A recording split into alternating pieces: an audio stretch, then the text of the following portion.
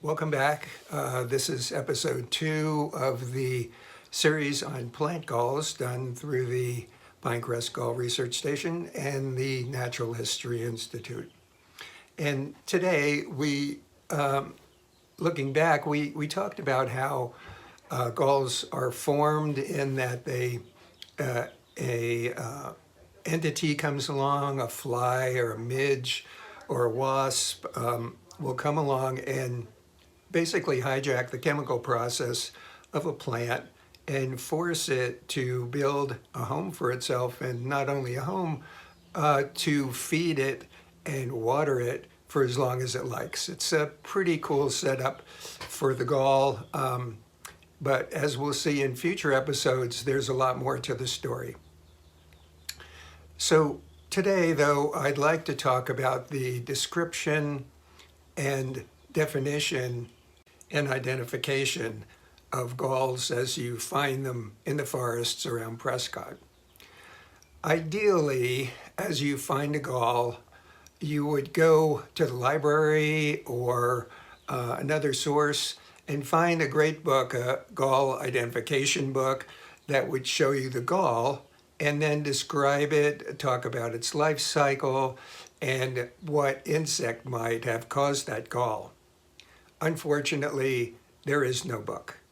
Galls are very poorly studied, especially in the Southwest, and there is no field guide. So lacking a real field guide, for example, galls of Arizona, what resources do we have? First of all, there's this book, Plant Galls by Ron Rufo. It's plant galls of California and other western states. So he concentrates largely on California, but there are definitely good photographs and descriptions about galls in this area. I'm not sure if the book is still in print. I checked this morning and the price was $84. I think it's probably not in print. Anyway, that is a very expensive alternative. Another alternative is Plant Galls by Redfern. Excellent book, except it's galls in Great Britain. And the main benefit of this book is has lots of descriptions of how galls form and where they form and the history. There's a 300 million year history of galls on planet Earth. So there's that one. Not really an excellent identification book, obviously, for Great Britain. There's this book, The Biology of Insect-Induced Galls.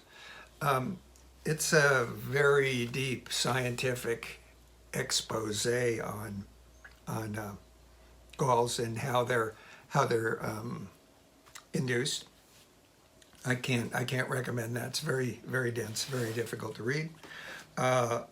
Lastly, there's this, very hard to come by. It seems that the only person who ever did any real investigation, scientific investigation of galls in the Southwest as a whole is Lewis Weld.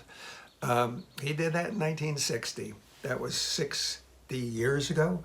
And he was in the area for a few months. So that has its limitations too, but as it's the only one that's ever been done in the area, that has some value.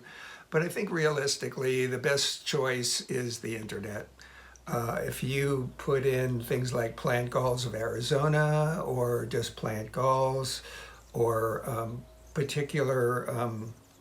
if you've identified a particular insect, put in that insect. There's huge amounts of information on all of those. So perhaps the best resource for hunting galls and observing galls and understanding them in the Prescott area is the prescottgalls.wordpress.com website. This is a website that the Pinecrest Gall Research Station has developed over the course of a number of years, and you will find there a list of plants on the left-hand side, which will, if you find a gall on a particular tree, let's say a scrub oak or manzanilla, you can look under that category, and then you'll see all of the galls that we've collected on that plant. So it's pretty easy to access, and we have photographs of the gall so you can compare the one you found with it. And also, if there are insects that have been discovered in that gall, there's photographs of them too. So I believe that would be really your best source for identification information in this area.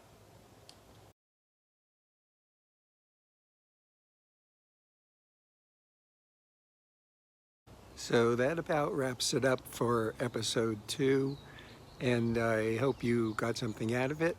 There's a whole lot more to know about galls, and we will continue with episode 3 next time. Thanks for coming.